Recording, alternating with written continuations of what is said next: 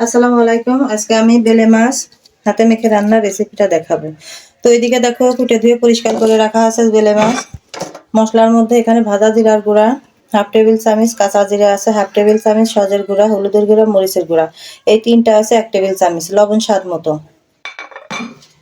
এইদিকে দেখো দুইটা আলু আমি ঝিরি ঝিরি করে কেটে দিয়েছি, কাঁচা মরিচ, কাঁচা পেঁয়াজ, বেশি পেঁয়াজের পরিমাণ আমি বেশি দিয়েছি, আদা রসুন বাটা, এখানে সয়াবিন তেল।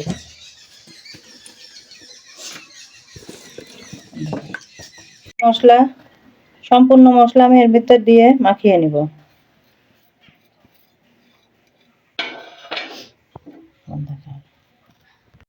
এদিকে দেখো আদা এবং রসুনের পেস্ট হাফ টেবিল চামচ, এগুলো ভালো করে হাত দিয়ে কষলিয়ে নিব। তো দেখো আমার কষলিয়ে মাখানো হয়ে গেছে। এইদিকে বেলে মাছের সব অংশটুকু দিয়ে দিলাম, দিয়ে আর একটু মাখিয়ে নিব। মাখানো তরকারি যত মাখাবে তত বেশি সুস্বাদু লাগবে।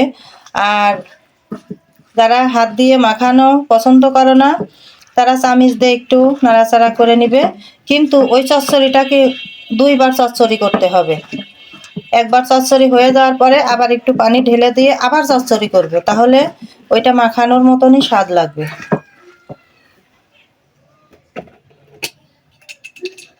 দেখো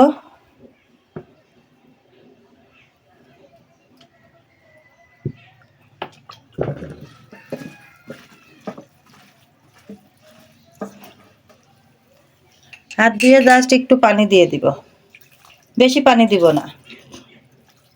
গুঁড়ো মাছে সাধারণত পেঁয়াজ কাঁচামরিচ দিয়ে চচ্চড়ি করলেই বেশি ভালো লাগে।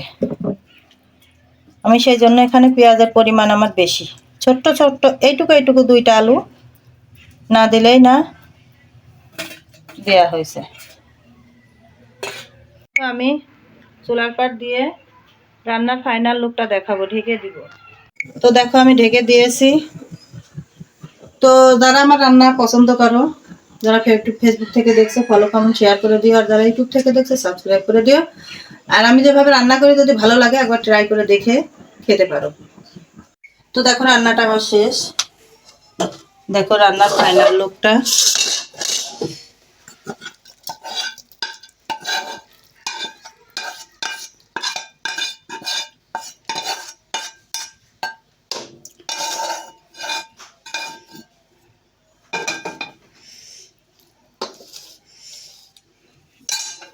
তো দেখো তোমরা যদি আমার মতন এইভাবে চচ্চড়ি রান্না করে খেতে চাও তাহলে আমি যেভাবে দেখালাম সেভাবে রান্না করে খেয়ে দেখো, ভালো লাগবে। তাহলে আজকে এই পর্যন্ত, সবাই ভালো থেকো, আল্লাহ হাফেজ।